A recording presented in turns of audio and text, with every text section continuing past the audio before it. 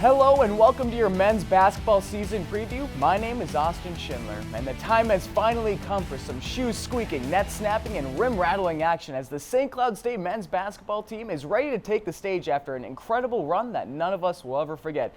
And last season, St. Cloud State finished with an overall record of 22-9, but the Huskies dropped in the semifinals of the NSIC tournament to SMSU, but got their second straight bid to the NCAA tournament where they fell in an absolute heartbreaker to Southern Nazarene. Now in the record books, it's just a first round loss, but anyone who had the pleasure of witnessing the Cardinal Black on the court last season had themselves a treat to watch.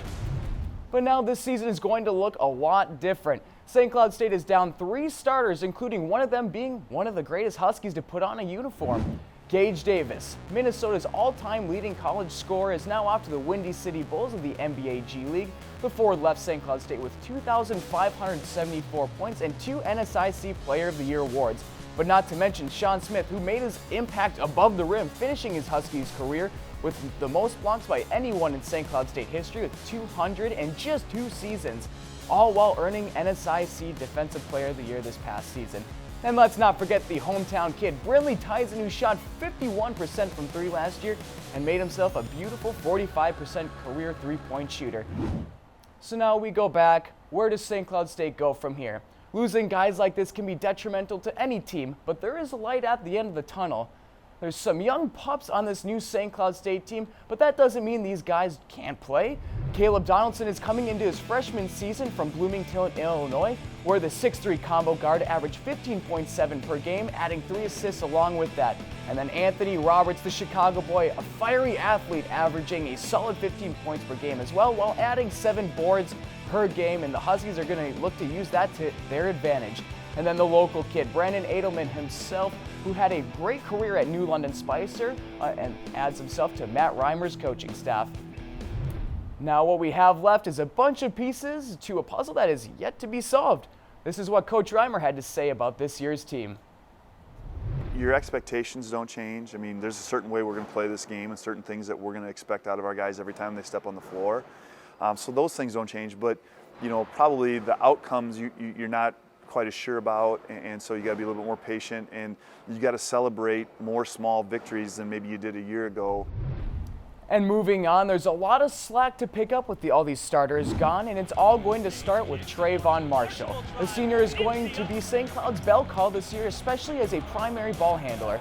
But he's going to have to be able to shoot the ball, and talking to him before, he made that a focal point of his offseason. Moving on to Diamond Onwuka, get him more involved. The man shot 41% from 3 last year on just 2.5 shots per game.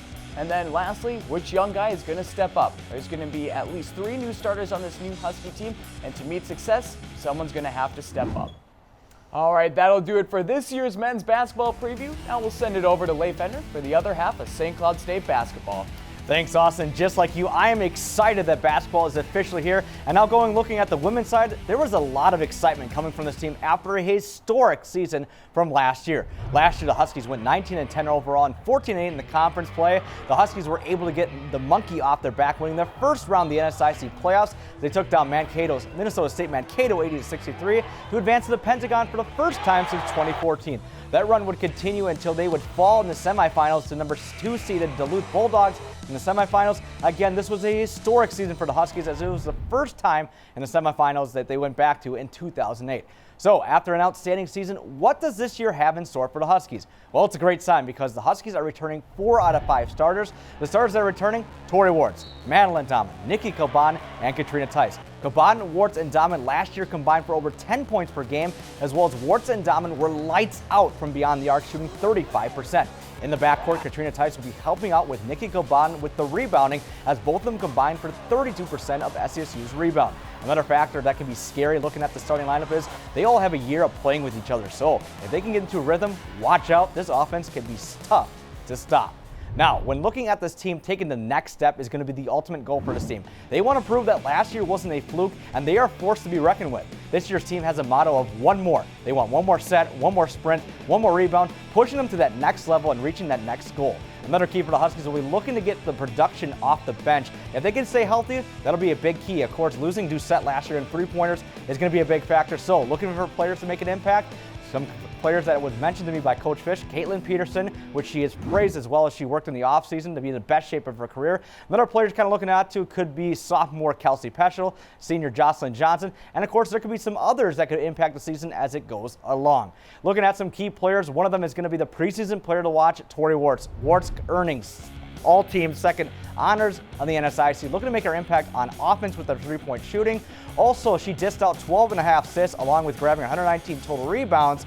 And of course, also adding into the keys would be Katrina Tice, who was freshman team, averaging 8.6 points in her 2019 year, as well as being a force with rebounding with 5.5 boards per game. And lastly, you gotta spotlight one of the seniors on team, Madeline Dahman. Dahman, who started in all 28 games for her junior year, caught fire late in the half of the season with her scoring, and she had a career highs in the playoffs as well. She will also be one of the leaders to look for on this team, looking forward to bring a spark both offense and on the defense. Her hard work has been proving this offseason, and she looks to make her last year a year to remember. The Huskies home opener to the 2019 season will tip off this Saturday as the Huskies take on the Valley City State University. Game time is set for 5:30 p.m. at Hallenbeck Hall. And for more information on St. Cloud State Athletics, be sure to visit SCSUHuskies.com. From us and I want to thank you very much for tuning into the 2019 preview for men's and women's basketball.